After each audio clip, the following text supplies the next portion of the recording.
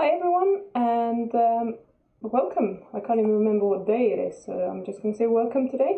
I'm going to talk about how we often feel a bit down or almost depressed when we cut out sugar, and there is a perfectly explainable reason for why we feel this way, and it's completely normal. So it's nothing, you don't have to think that you have a sugar deficiency all of a sudden, or that it's not good for you, etc. It's just completely normal, and if it hasn't happened to you yet, it will most likely happen to you.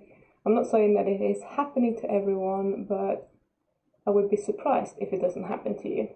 So I'm going to try to keep it a little bit short, but I also want to explain to you why this happens. So first of all, when you are eating sugar or anything that is very concentrated and gives you a much higher response than the natural food. So if you were chewing on sugar cane or a sugar beet, it would be sweet, but you wouldn't get the massive response that you get from the extracted sugar itself. So what is happening when you eat it is that you get a dopamine release up in your brain in the reward center, and that is spreading around. So you get this release there, and that makes you feel good. So it will produce endorphins and other things that just makes you feel like this was a really good choice. I'm going to eat this again because it's something that makes me feel good. And that's how we get hooked on it. Now, when we eat concentrated sugar, because that is a concentrate from the beets or the sugar cane or wherever it's coming from, the response is so much higher than it would be if you ate any natural food. And we are not designed to do this or to respond to this much stimuli. So what is happening is that your body will think, okay, this is great. This is clearly a very beneficial food for me in terms of survivability. However, my brain is getting way overstimulated. So it will start downgrade the receptors that is actually sensoring the dopamine. So the next time you're eating sugar, you will get the same amount of dopamine released, but you have fewer receptors that can sense this, so the response will be slightly less. And your body will keep down-regulating these receptors as long as you're flooding it with dopamine, because it doesn't like it. It's not efficient, and it's not what you're designed to do. It's just like brain overload. So it doesn't want to do that. So then when you have something that would normally be pleasurable, you probably experience this. Let's say if you haven't eaten sugar for 30 days and you go and eat an orange, you're going to be like, oh my god, this is so nice and this is so sweet. But if you are regularly eating sugar and you have an orange, it's like, meh, it's not that exciting, it's just an orange. It might be that it's a bit sweet, but nothing compared to chocolate. So when you're not used to eating sugar, you will get a decent dopamine response from an orange.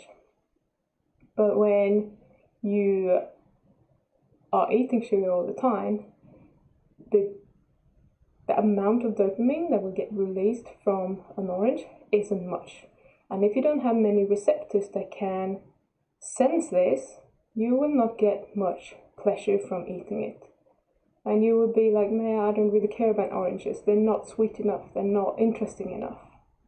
But if you're not eating sugar at all, that might feel like a real treat, and you might feel really good from eating it.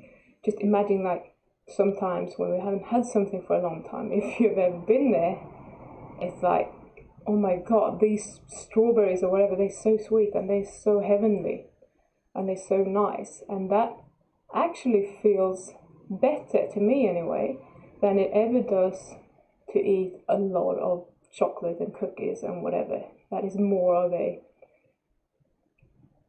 just a need to feed that dopamine in my brain. So the dopamine release from an orange is never going to be able to compare to the dopamine release from chocolate normally. And if we then remove all the sugar and we're just eating oranges, or we don't even eat that, we don't eat any sugar, you're not going to have any foods in your life anymore that are going to give you that dopamine release.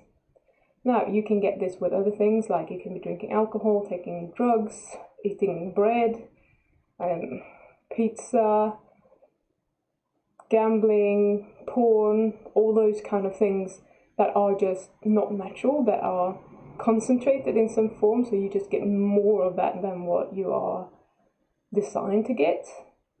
Then you will get a dopamine release, so you could potentially start doing any of those things, or smoking, and you will get your dopamine release. And that's why we often swap addictions. So you stop smoking, you start eating sugar, or you stop eating sugar, you start drinking, and so on. It just goes round in a circle to feed the dopamine to your brain, because that is the only way we know how to do it without feeling really uncomfortable. So what's going to happen then if you don't do any of those things? You cut out the sugar, you're going to get dopamine deficient.